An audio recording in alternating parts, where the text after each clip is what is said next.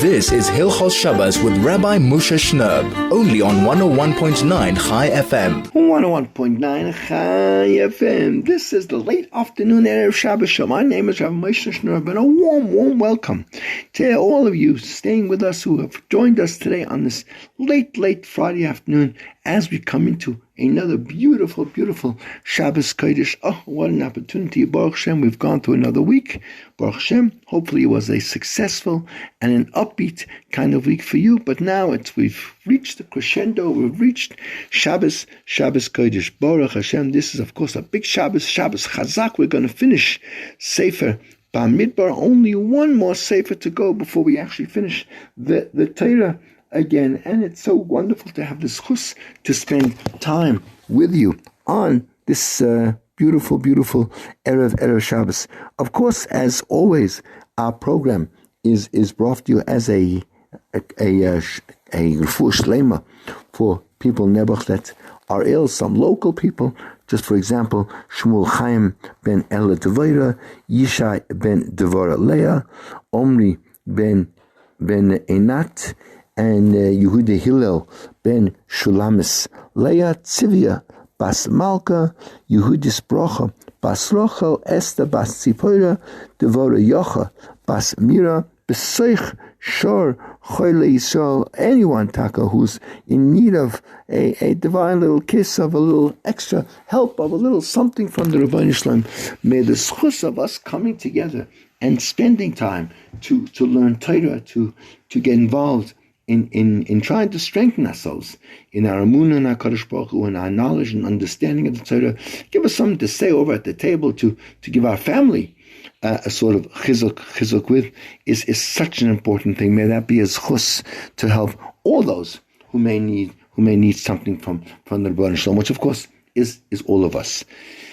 The parsha begins by talking about the laws of promises, and the very first pasuk says, "Lo yachel devarei." A person may not desecrate his word. You know, it's not sort of defiling one's power of speech. So consists of actually two aspects, negative and positive, right? One who cheapens or denigrates his speech, so allows for kind of a spiritual sort of corrosion to set in, just as rust sets in on metal.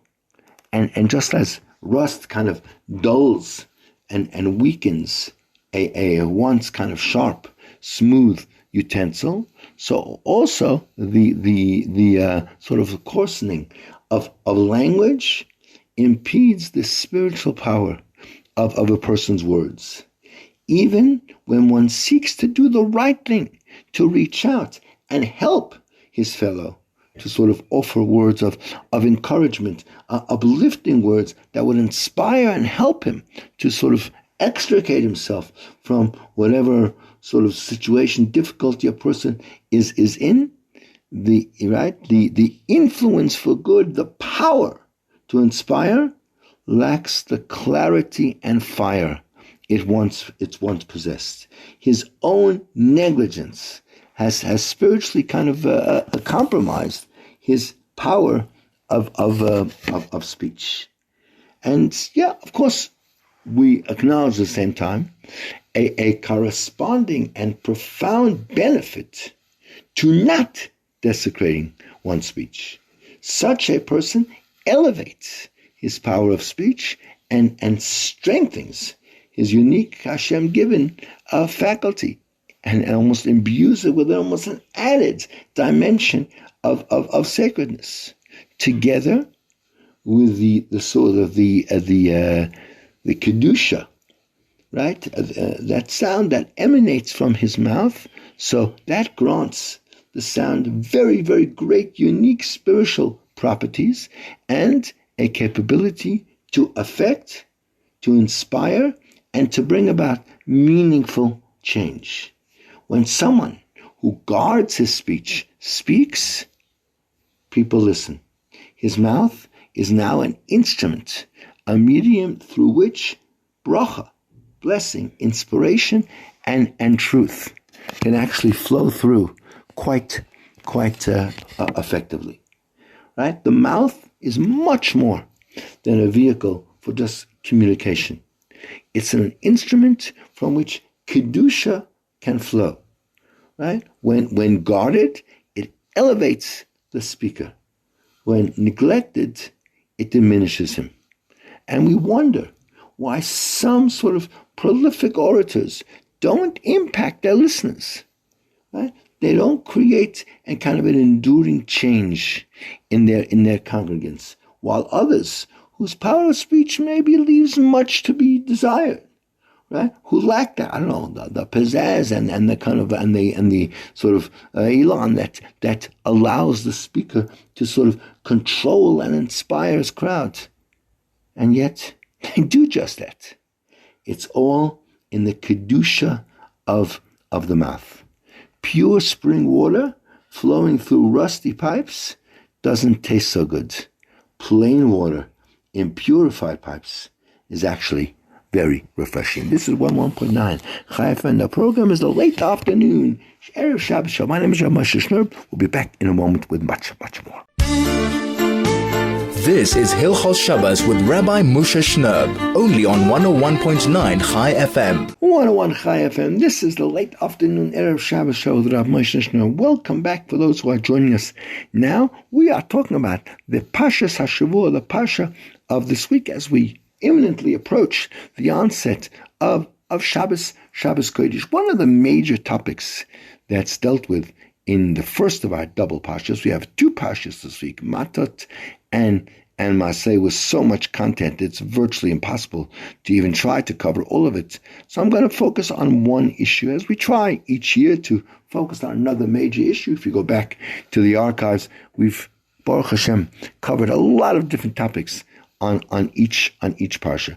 So one of the main discussions in the whole second half of the first Parsha is the quest by 2.5 of the tribes of Israel to acquire for themselves a inheritance place on the east bank of the Jordan River. And it starts with Miknei Rav, right? There were Ahaya livnei Ruvain, livnei Gad Atzumai. The tribe of Ruvain, the tribe of Gad, had very, very numerous amounts of cattle, of flocks. And as a result, they saw the land of the east bank of the Jordan, where the Jewish nation currently was camped. They had just been victorious in wars over the Amorite kings of Sichon and Og, and they were there. And they saw that this land so incredibly well suited them. It was so beautiful. It was such great pasture for all of the animals. And therefore they came forward to Moshe Rabbeinu, initially requesting permission that they should not be forced to go into Israel at all. They should be allowed to inherit land on the east bank of the Jordan River. As we know, Moshe Rabbeinu balked at that. He kind of almost went ballistic at them, accusing them basically of being just like the spies, who also did not want to go into the land of Israel. And then they came back with a new negotiating tactic and said, okay, fine. We will go with you. We will lead the Jews into battle. We will help the Jewish nation capture the land of Israel. We will even remain behind while they divide up the land. And then we'll go back to our homes on the east bank of the Jordan and live there. And that Moshe Rabbeinu agreed with. And from this whole story of these children of Gad and Reuven, which is mentioned here at length in the Torah, we learn a very, very important lesson, that earlier in the Parsha, we discussed the revenge war that the Jews had against the kingdom of Midian. Midian had been responsible for inciting the Jews to sin, and many Jews had died. And Hashem commanded them to take revenge on them and fight them. Before Moshe Rabbeinu left this world, was one of his last acts of valor was to lead that battle. He didn't actually lead the battle, but he was obviously the CEO. So after this war against Midian, So and there was lots of, obviously in that war, there was lots of booty, lots of spoils taken from the enemy. So these tribes, Reuben and Gad, ended up with tremendous amounts of cattle, much more even than all of the other tribes. And therefore, that was the basis of them asking Moshe Rabbeinu that they should be able to remain on the east bank of the Jordan River, which of course was a very, very fertile land, perfect for their sheep, in order that there would be enough food for their animals. And there's several questions we need to ask on this whole episode. Number one, what caused that why did Hashem bring it about and allow it that the tribes of Reuben and Gad should have so much more cattle than all of the other tribes, right? Obviously, basically when they left Egypt 40 years earlier, basically they had wealth, they had things they had taken from the Egyptians, borrowed what they got from the spoils of the Red Sea, but they were all on some sort of a comparable level of wealth.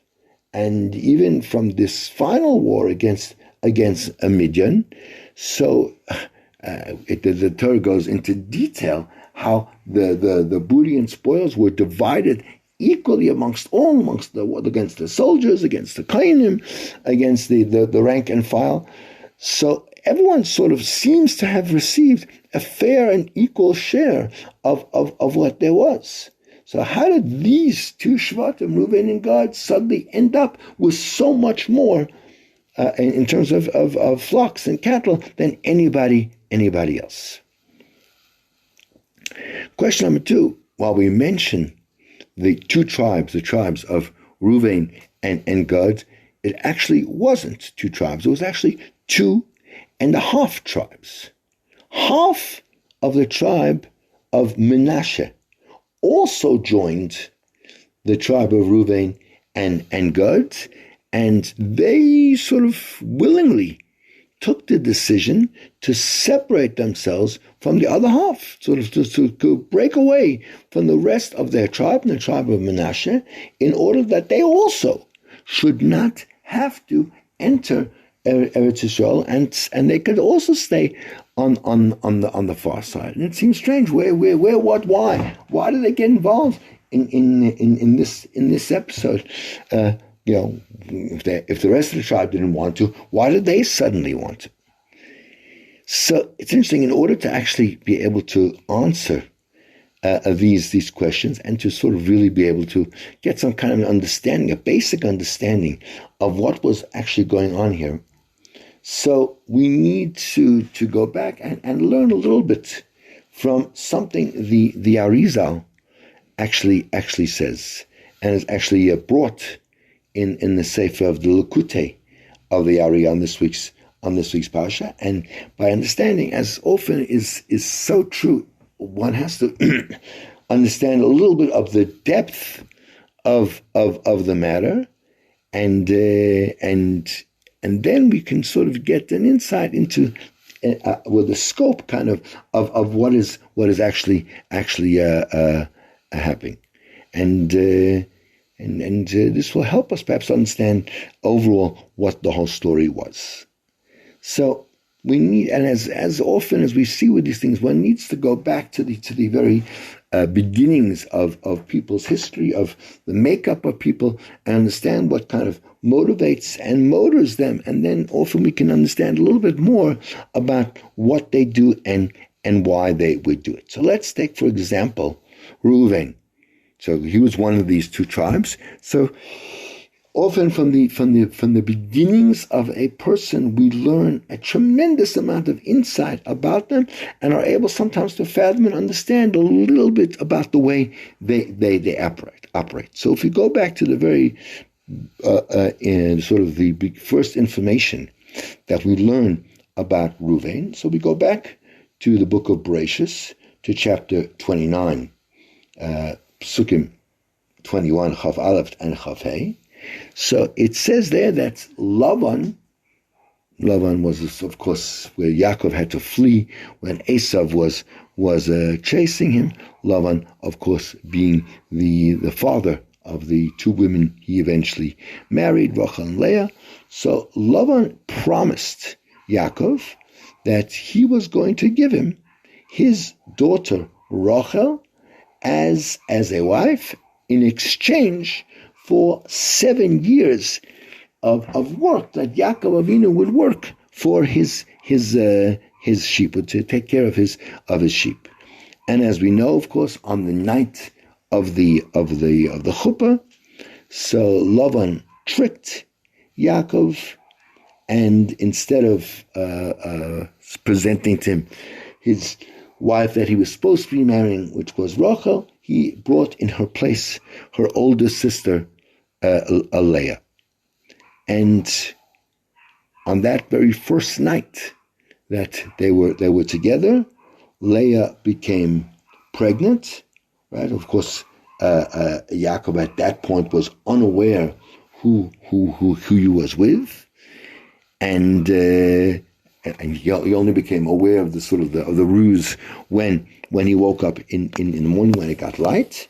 So it comes out that the inception of Reuven was without the knowledge of Yaakov Avinu, that he thought that he was actually being together with Rachel at that night, and because of that act, so there was a certain imperfection in the pregnancy of Reuven. And in fact, the whole relationship with his mother Leah was flawed, because he walked with her to the chuppah and wasn't even aware, and didn't even want to actually be there, and didn't have knowledge of it. Let's take a break and come back and perhaps discuss this a bit further. This is 101.9. The program is the late afternoon Erev Shabbos show. My name is Rabbi Moshe Shlomo. We'll be back in a moment. This is Hilchos Shabbos with Rabbi Moshe Shnob, only on 101.9 Chai FM. 101.9. This is Chai FM. This is the late afternoon Erev Shabbos show with Rabbi Moshe Shnob. We are talking about the Parsha. We are talking about the roots of the tribes of Reuven and Gad, where Reuven was actually conceived in a situation of sort of a deep secrecy, where Yaakov Avinu thought he was actually marrying Leah's sister Rachel, and unbeknownst to him, his dear father-in-law had swapped the girls, and he was actually marrying Leah. And therefore, when he conceived on that night from Leah, unaware even that he was conceiving from her, obviously the child that was conceived was Reuven, but that is considered to have been done in a little bit of a spirit of subterfuge, of not exactly the proper way, the proper intention, the proper holiness that a child should be confused. And as I say, in the relationship with Leah, it also, this was a wedding that took place without the knowledge even of the husband, and therefore again, somehow in the interpersonal relationships, in the ben adam lachavera, that also would have created some type of a problematic a relationship. And the truth is, if we look at the roots of the tribe of Gad, it's also slightly similar, because Rachel, in frustration that she was not able to have any children, and seeing that Leah had actually given her maidservant Zilpah to Yaakov as a wife also, so therefore she also gave her maidservant Bilhah that she should be a wife to Yaakov and bear him children. There was, though, a difference, says the Ari, in that, as we said, Rachel gave her maidservant Bilhah with a full acquiescence and agreement of Yaakov, but Leah wasn't so forthcoming. And it seems that,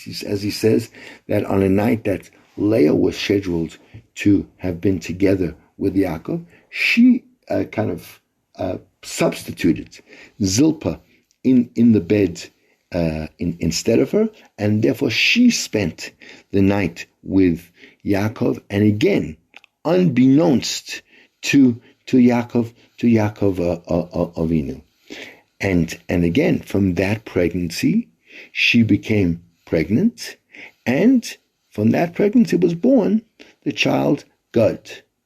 So therefore, we see even in the connection of God was also this slight type of a perfection, a child conceived in a concealed and not so straightforward kind of way.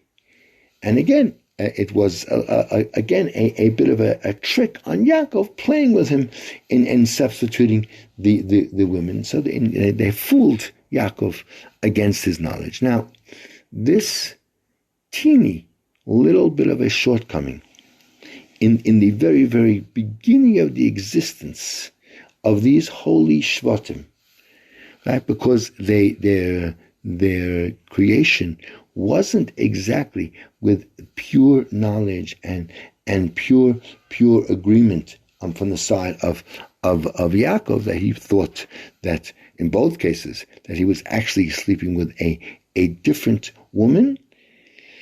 That was enough, says the Arizal, to prevent their descendants from being able to be merit to the greatest gift of all, the greatest inheritance, which is, of course, the great privilege of being able to settle in the land of Israel. That the complete and total holiness and kedusha of the land that is really what is the essence of the land of Israel doesn't put up, can't stomach, can't bear something which isn't perfect. And therefore, even though the other tribes who were complete had the right to settle in the land of Israel, they were actually denied that right. Now, so that really explains the very, very inception of Ruvain and Gad. The whole sort of situation around Menashe is a little bit more complicated, because the Chazal explained to us that his mother, the mother of Menashe, was actually Osnas. Osnas was the daughter of Dinah, who was impregnated by Shechem, the son of Hamor, as Targum Yonason in Parshat Matot brings, and it's also brought down in the Das Zakenim Mibale Tosus. Comes out, therefore, that the inception of Osnas was also kind of a little bit mixed up with something that was impure, with Shechem, who was not a Jewish person, and having a union together with someone who was pure, which was Dinah, the daughter of Yaakov. And therefore, at the time when Osnas became pregnant from Yosef, so in Menashe was sort of a little bit mixed up a little portion of the genealogy of Shechem, who was the father of his mother. And therefore, again, since half of him came from Yosef, who was absolutely pure, and half came from this little bit of imperfection, therefore it was decreed on half of the tribe of Menashe that they would not merit to go into inherit in the land of Israel, because since there was sort of mixed up within them a little bit from the root, the evil root of this man Shechem, and it's not a 100% pure situation. However, Ephraim, the younger child who was born after Menashe, so he was already completely pure and clean from any effect from Shechem, because at the time when Menashe, his older brother, was born, so whatever needed to sort of leave the family fold from his mother Osnas, all of that was injected into Menashe, and there was just absolute purity and cleanliness that was the makeup of his younger brother Ephraim, and therefore he merited to be in Eretz Yisrael. So this is the opinion of the Arizal, and the Chidah in his Sefer Yosef Lekach, he comes and actually adds on and explains that in spite of the fact that this was a decree from Hashem that the members of these two tribes would not be able to come into Eretz Yisrael because their state of holiness is not complete enough to be able to dwell in that rarefied space. Nevertheless, HaKadosh Baruch Hu did not want to embarrass them and to kind of reveal this imperfection, and therefore he had tremendous. Hashem always has compassion on the dignity and honor of these great people, and therefore he sort of manipulated the situation that they themselves would get up and they would ask to settle on the east bank of the Jordan and not go into Eretz Yisrael. And therefore, the members of these two Shvatim didn't come to make this request only after the war against Midian, because this was like sort of the very, very last stage, right before Moshe Rabbeinu. In fact, as we know, the war of Midian, Torah says, you fight the war against Midian, and afterwards Moshe Rabbeinu was going to die. So they knew they were in the very, very last throes of Moshe Rabbeinu's life, which means that, and immediately subsequent to that, they were going to be entering the land of Israel.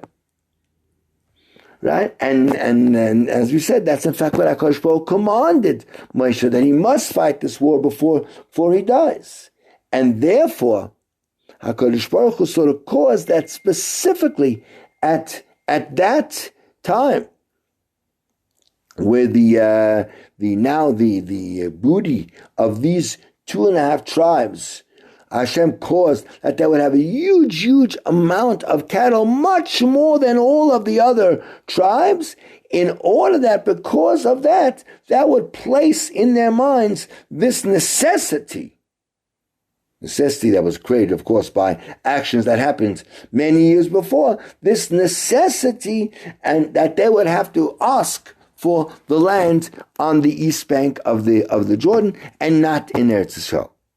So we come out, therefore, that we see now from the actions of HaKadosh Baruch Hu, how far HaKadosh Baruch Hu's compassion, how far HaKadosh Baruch Hu's care for the honor and dignity of people actually goes. That in spite of the fact that there already was, as the Arizal said, a decree that they would not be able to go into Eretz Yisrael and get a piece of land there, but HaKadosh Baruch Hu did it in such a kind way that it would be in such a way that they themselves were the impetus for this, not that it was sort of rammed down their throat as a punishment, but they themselves came and instigated a process where they would be allowed to settle on the east bank.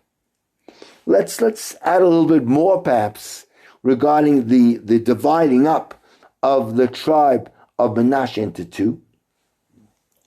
Chazal actually explain. It's a Medrash Rabbah in Bereshis in Perik Pei Dalet 84. The Medrash gives an additional reason besides the reason that we mentioned in the name of the Arizal, right? Because the division, they say that the division of the tribe of Menashe comes what he calls midah keneged midah, right? It's quid pro quo situation because of the fact that Menashe, the progenitor, the tribe, the actual Menashe himself, he caused that the Shvatim had to tear their clothing. When was this? This was when Menashe was sent by his father Yosef. Right? This was back in Mitzrayim. Menashe, who was Yosef's sort of 2IC, his kind of right-hand man in running Egypt. So Menashe was sent by his father Yosef to hide Yosef's so-called magic goblet in the sack of Binyamin. And when he then later sort of caught up with them, and the brothers realized what had happened, and that in fact Binyamin was now being accused of stealing Yosef's cup. So the Torah says, "Karu es bigdeim," they tore their clothing, and because of that pain that was caused to all of the holy Shvatim, that they had to tear their clothing, and again, for no reason at all. This was all a ruse. This was all part of Yosef's plan to hopefully get Yaakov to come down to Mitzrayim, which is what he really wanted. But because of the fact that, because of his action, all the other Shvatim had to tear their clothing. Therefore, says the Medrash, their inheritance was also torn into two. Half was in Eretz Yisrael and half was in the Ever Yarden. So again, this teaches us another important lesson on the severity of the punishment one can receive because of a slight deviation, a slight imperfection in created in interpersonal relationships, and any pain that we cause to another person. In other words, the descendants of Menashe were punished because of the sin that their father sinned, which was really sort of 250 years actually before this, right? And in fact the essence of that sin was the fact that he caused his brother a little bit of upset, a little bit of pain, a little bit of sorrow, even though he was actually simply carrying out the command of his father. Nevertheless, it was then appropriate that Menashe should have said, no, please, this is going to be painful for the brothers, send someone else. But he didn't, because he was the agent that created this pain in their personality, and that they had to tear their clothing, and that therefore he was punished in this way, that his inheritance was torn up also. Now, this is another similar sort of situation that's perhaps a little bit similar to the situation we have here of the birth of Reuven and Gad.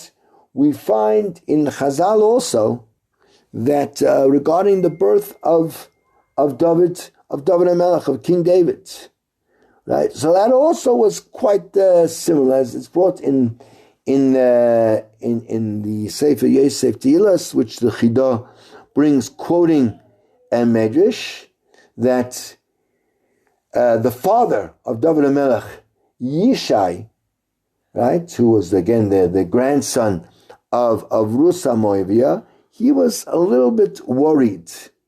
Maybe Boaz, who had paskined, who had ruled that Rus was allowed to marry a Jewish man, maybe Boaz and his Bezdin had perhaps made a mistake when they paskin that a Moabite woman was allowed to marry a Jew, and therefore they allowed Rus to enter the Jewish nation. And therefore, Yishai separated from his own wife after he already had 6 sons and 2 daughters. He then separated his wife. And even though he never actually divorced her, he never gave her a get, in spite of that, he kind of, he freed. He had a non-Jewish maid, and they freed the non-Jewish maid on condition. And he then, after he freed his wife, he then took after he freed this maid, he then took this maid as a wife. Now, his own wife, who was a very, very righteous woman, who still wanted one more child from her husband Yishai, so she made an agreement with the maid that they would swap one night, and instead of the maid being, or the former maid was now the wife, being with David, actually his original wife was with him. And on that night, they conceived David HaMelech. Right? Again, but without the full knowledge and consent of Yishai. Yishai and his other sons, who didn't know from this whole swap, thought he was born out of wedlock and excommunicated him for 28 years until Shmuel came and anointed him as the king. From all these stories, we see how serious a matter is, how careful. And we're in the 3 weeks now, the weeks that commemorate the destruction of the temple. How careful we have to be not to insult, not to hurt other people. And even when we're doing it for the right reasons, right? Yishai separated from his wife because he thought that maybe he wasn't allowed to marry her, right? As we saw. Nevertheless, it's considered an imperfection, and Hashem punishes for that. Let's make an effort, particularly this time, to put more effort, to put a little bit more care into the way we talk, into the way we speak, into the way we handle, into the way we actually deal with those people we come in contact with, and please God, bring about the resurrection and the rebuilding of our close relationship with Hashem. This is 101.9. The program is the late afternoon Erev Shabbos show. My name is Rabbi Moshe Shnerb. We'll be back in a moment with our Hilchos Shabbos slot.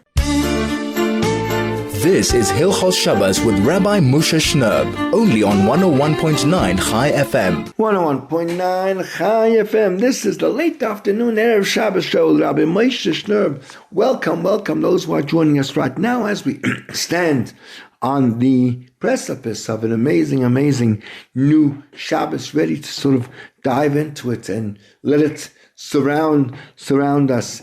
And as we always do at this time on the show, just to let you know the important details and times and nuances you might need to know for this coming Shabbos. So first and foremost, the earliest time to light candles this afternoon will be just now at 4:24. 4:24 is the earliest time we can do our lich benching this afternoon. And it's, as I always tell you, it's a very, very special thing if you can manage. I know the Fridays are still short, although we've gotten already about 8 minutes longer than it was at its earliest.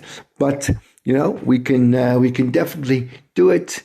Get things organized. Have the kids maybe even, I don't know if that's a dirty word, have the kids sort of pitch in and help a little bit, maybe even more than they normally do.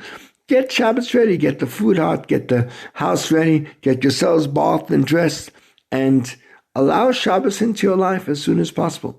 4:24 is the earliest. If you can't manage then, 4:30, 4:45, all great. The latest time and the actual beginning of Shabbos this afternoon is at 5:13. 5:13 is the latest, is the deadline for lighting our Shabbos candles.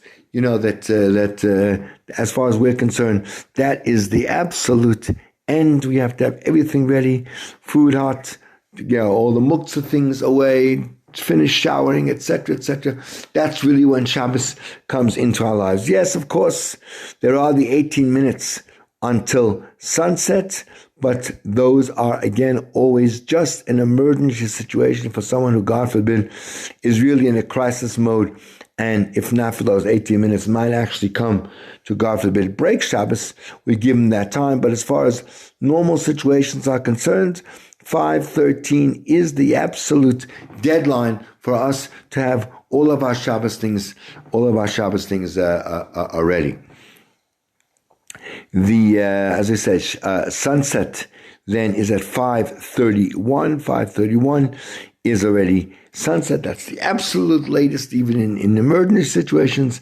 And therefore, of course, if you want to make sure that when you daven Ma'ariv, you're davening at night, and you can then fulfill the mitzvah of saying the Kriyat Shema in its correct time and reading Kriyat Shema when it's proper night.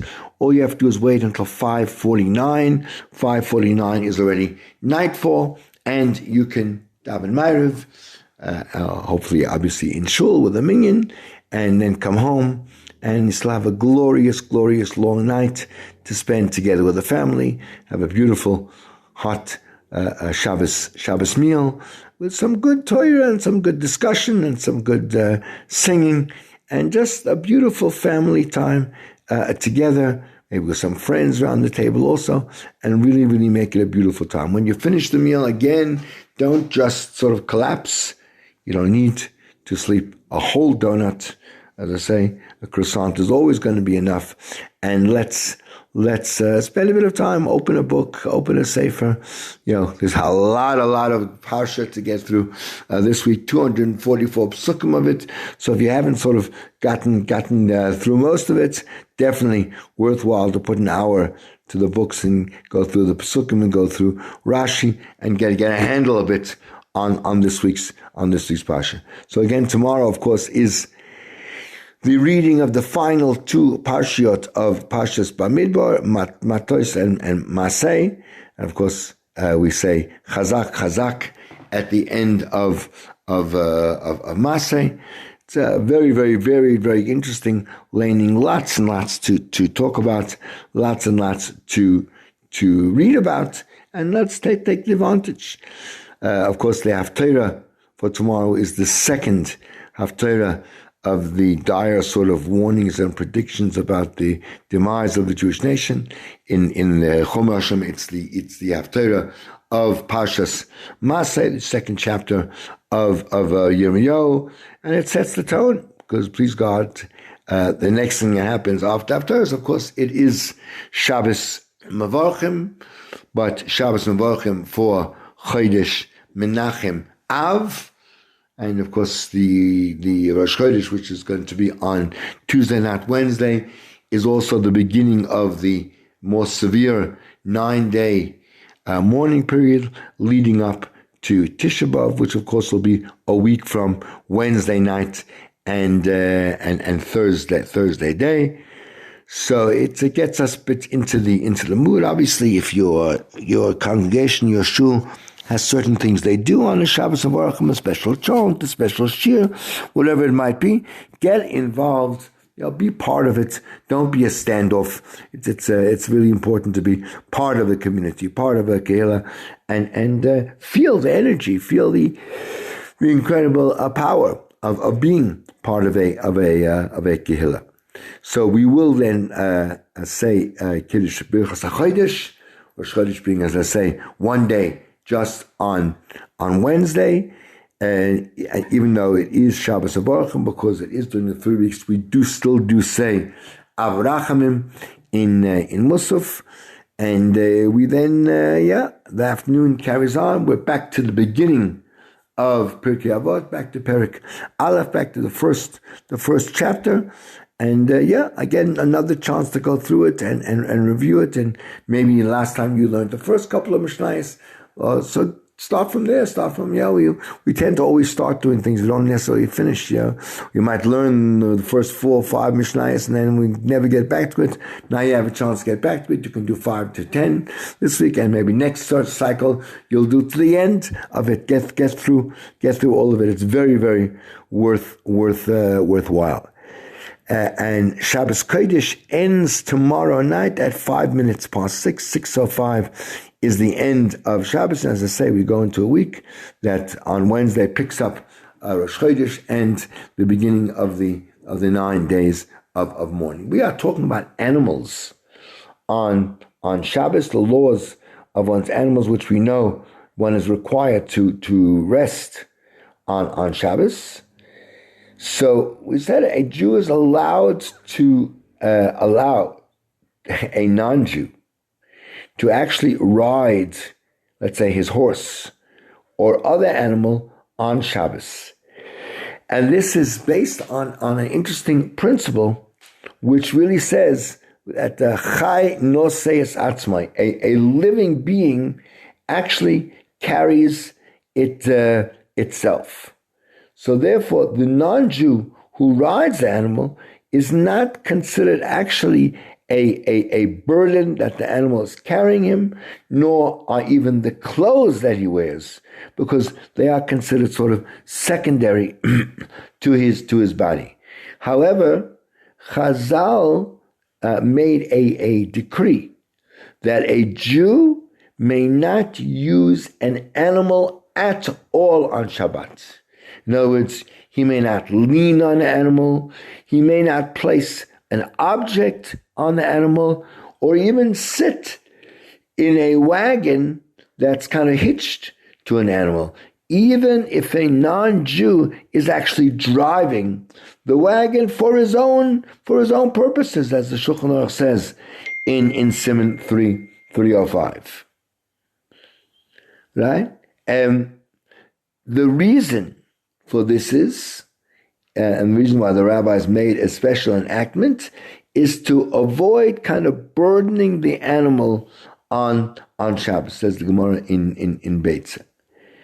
Another reason is that while riding an animal, one, of course, may come to break off a tree branch, right, in order to sort of goad the animal, and that would transgress the Torah obligation of kotzer, of cutting off something from its growing source, which one certainly is not allowed to do.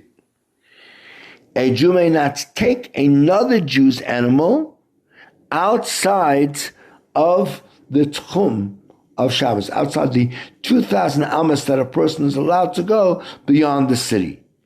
Now, this tchum is based on the tchum of the animal's owner. In other words, if the owner, wherever the owner of that animal would be allowed to go on Shabbos, his animal is also allowed to go.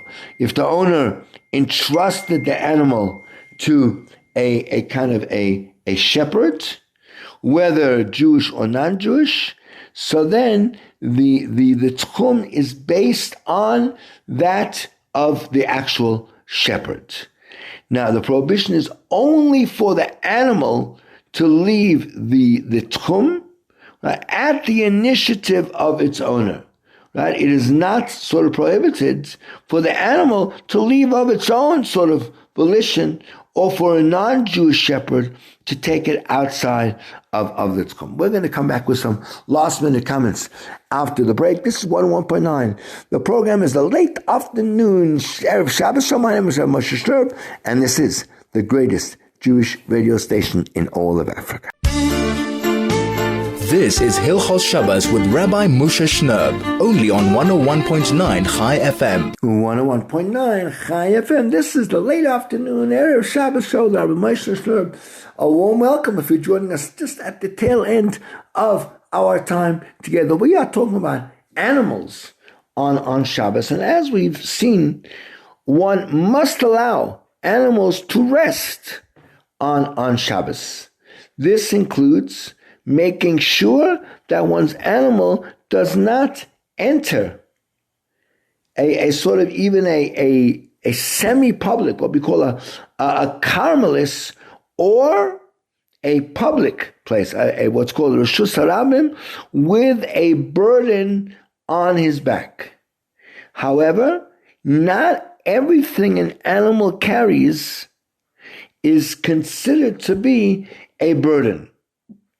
Just as, let's say, a human being, right, is allowed to go out even into a public place wearing his clothes because they are considered sort of secondary to his body, so too a donkey, let's say, suffering from the cold, may be taken outside wearing a sort of a pack saddle, right? That's meant to warm it, right? Other animals, though, which do not suffer from the cold, may not be taken outside with a saddle, says the Shulchan Aruch in Siman Shin Hey.